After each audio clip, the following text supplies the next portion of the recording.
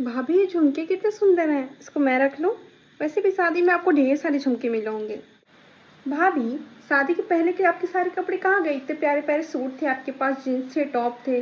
अब तो आपको साड़ी पहनना है ना, एक काम करना, सारे कपड़े मुझे ले आना, मैं पहन जाऊंगी, ठीक है?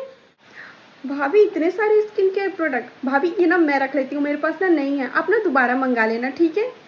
भाभी आपके पास इतनी सारी लिपस्टिक है, मेरी ना सारी लिपस्टिक खत्म हो गई, ये ना मैं रख लेती हूँ। आपको तो खुद सोचना चाहिए कि मैं ननद को कुछ दे दूँ। आप अपने लिए दूसरा मंगा लेना, ये मैं ले जा रही हूँ, ठीक है?